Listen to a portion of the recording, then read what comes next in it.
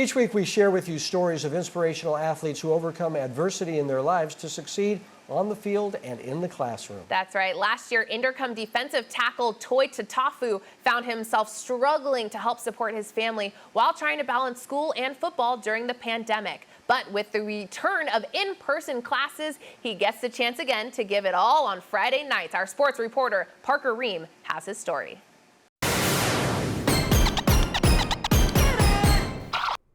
It's 6 a.m. in Sacramento. The sun is barely rising, but a day of work has just begun.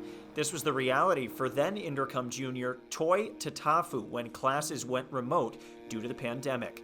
Toy would help his dad when staffing shortages as a result of the pandemic put his father's business in a tight spot. And we'll pour concrete, then I'll come home, and then I'll take a shower, and I just try to log on to school. In addition to his dad needing his help, his mom needed it even more.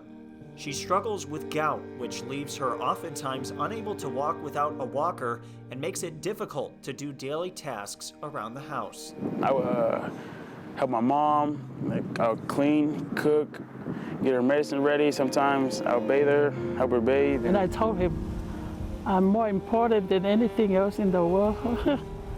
But I know it's important for Toy to focus on school and football.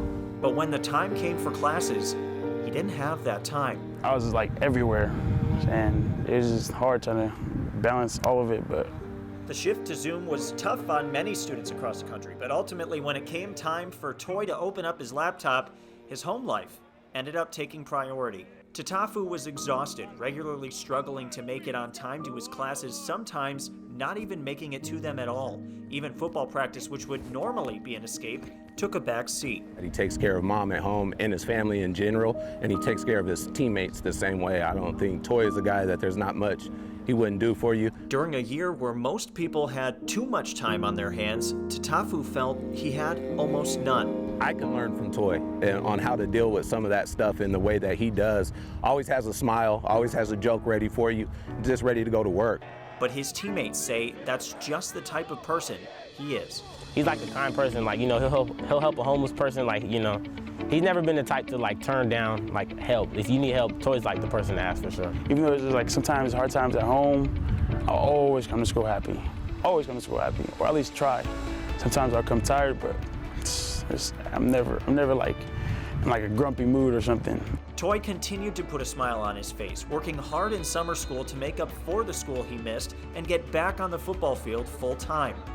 After a year of dedicating his time to others in need, Toy is focused on leading Inderkum to a successful season as his time on the high school football field nears its end.